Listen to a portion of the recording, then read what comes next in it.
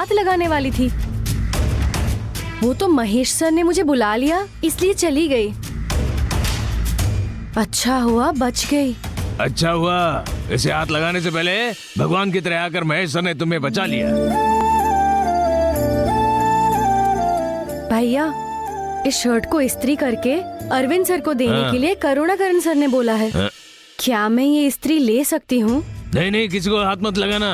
किसमें current pass हो रहा है पता नहीं ना। मैं ठीक करके फिर बोलता हूँ, तुम बाद में आके आयन कर लेना। मुझे ही डांट पड़ेगी।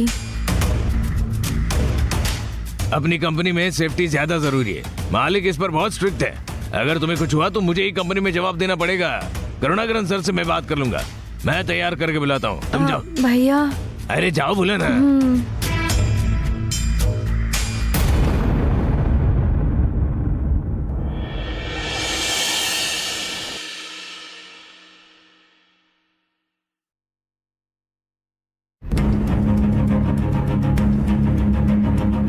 माँ ने तो गारमेंट्स की तरफ जाने से ही मना किया था।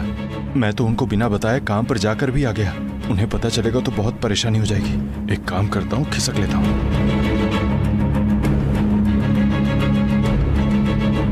रुक, पहले ये बता के कहाँ गया था? जवाब दे, कहाँ गया था? माँ, वो एक काम के सिलसिले में बाहर गया था। झूठ मत बोल। किससे पूछकर उस गारमेंट में वापस गया तू? माँ, वो मैं खुद तुमसे बोलने वाला था। तू कुछ मत बोल। तुझे कितना बेइज्जत किया, कितनी बदनामी की तेरी। तुझे जरा भी गुस्सा नहीं आता, बिल्कुल भी नाराजगी नहीं है। तेरे जैसा दूसरा इंसान नहीं देखा मैंने। यहाँ रहना पसंद नहीं ये कहकर गांव छोड़कर आ गए। वो सब भूल गया क्या तू? अरे माँ, मैं कुछ भूला नहीं हूँ, लेकिन मैंने कोई गलती नहीं की है, इसलिए ओनर के बेटे ने ही मुझे स्टेशन से बाहर निकाला और उन्होंने ही मुझे वापस काम पर बुलाया। अब जब वो बुला रहे तो मैं कैसे मना कर सकता हूँ माँ? उनको शक हुआ तो तुझे पुलिस में पकड़वा दिया और अब पता चल गया कि तू एक अच्छा आदमी है तो तुझ पे प्यार दिखाकर अच्छा बनने की कोशिश कर रहे हैं। ये अमीर लोगों की बुद्धि। वो लोग तुझे जो दिखा रहे वो प्यार नहीं है, बस दिखावा है। तू निर्दोष है, ये बात सावित्री ने आकर कही तब तुझ पर भरोसा किया और तुझे बाहर निकाला, वरना हमारा विश्वास, हमारी मर्यादा उनके लिए कोई मायने नहीं रखता। कैसे लोग हैं वो? हाँ? माँ, ये क्या है माँ? तू चुप बैठ, तुझे कुछ भी नहीं मालूम। जब उन्हें हम पर भरोसा ही नहीं है तो उन लोगों के लिए काम करने का कोई मतलब नहीं रहता बेटा। तुझसे कह रही हूँ, तू उस गारमेंट में वापस नहीं जाएगा। बस इसके बावजूद अगर गया तो मैं बिल्कुल बात नहीं करूंगी तुझसे। माँ, छोड़ मुझे। माँ, गुस्सा मत करो और एक मिनट मेरी बात तो सुन लो। तुझे कुछ बोलने की जरूरत नहीं है। मैं जो कह रही हूँ तुझे सुनना ही पड़ेगा। सुनता हूँ माँ, सुनता हूँ। उससे पहले तुम बैठो। बैठो माँ, बैठो। देखो माँ, ये तुम ही कहती हो ना कि जो सही होता है उसके साथ सही होता है। ऐसा तुम मानती हो कि नहीं? मैं तुमको सब बताता हूँ, फिर तुम ही फैसला करो मैं वहां जाऊं या नहीं। गारमेंट्स में जो हुआ उसके लिए मैं जिम्मेदार नहीं हूं। तुम जैसा मानती हो वैसे ही ओनर के बेटे भी मुझ पर भरोसा करते हैं माँ।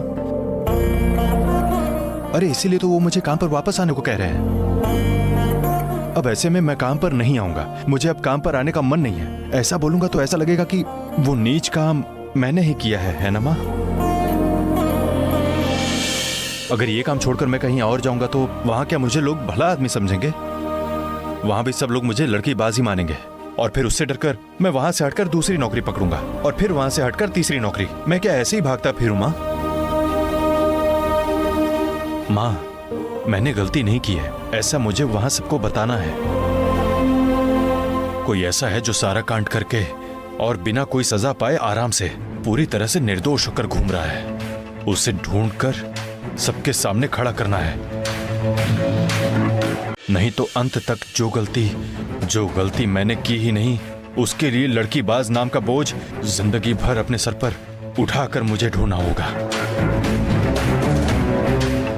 इसीलिए मुझे वहां पर वापस काम पर जाना चाहिए ताकि मैं खुद को निर्दोष साबित कर सकूं। थोड़ा समझा करो माँ। बस यही वजह है कि मैं वहां पर दोबारा जा रहा हूं। मैं सही कर रहा हूं ना माँ? भैया बिल्कुल सही कह रहे हैं माँ। अब तुम ही बताओ माँ कि मैं जाऊं या नहीं। तू जो बोल रहा है वो सही है। इस दुनिया को बताना है, उसके लिए तुझे जो ठीक लगे वो कर। वो लड़की बास कौन है इस बात का पता लगा और सबके सामने ला। मैं भी यही चाहती हूँ कि वो पकड़ा जाए और उसे कड़ी से कड़ी सजा मिले। मैं जरूर करूंगा माँ। अच्छा चलो, तुझे भूख लगी होगी। तू जैसे आया मैंने तुझे डांट दिया। रुक जा, खाना तैयार करती हूँ, ठीक है? चला जा।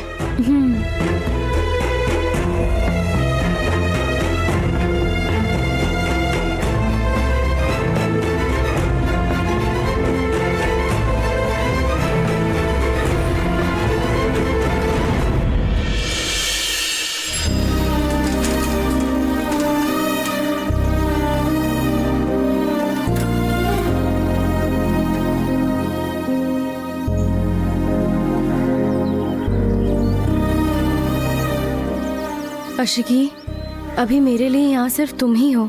जब गांव में थी तब कोई परेशानी नहीं होती थी। वहाँ मैं जितनी खुश हुआ करती थी, यहाँ आने के बाद से उतनी ही तकलीफ उठानी पड़ रही है। गांव में जैसे उस वेम्बुलिंगम ने मुझे तुझसे अलग किया था ना, उसी तरह यहाँ अनबू नाम का एक आदमी है, जिसकी वजह से मेरे यहाँ के अच्छे दोस्त जयंती दीदी और सौंदर्या मुझसे अलग हो गए हैं। इसकी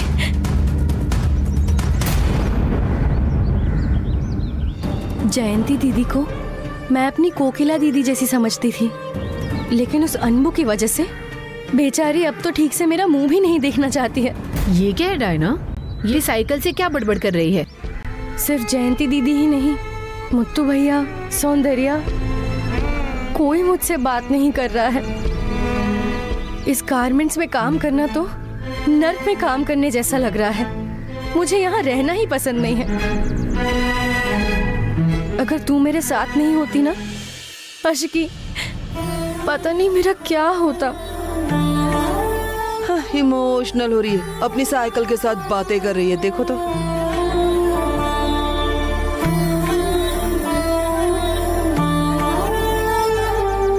कैसी है ये मित्रा? एकदम पागल लगती है। साइकिल के साथ बात करती है, उसे गले लगा के रोती है। ये और पागल, ये दूसरों को पागल करके छोड़ेगी।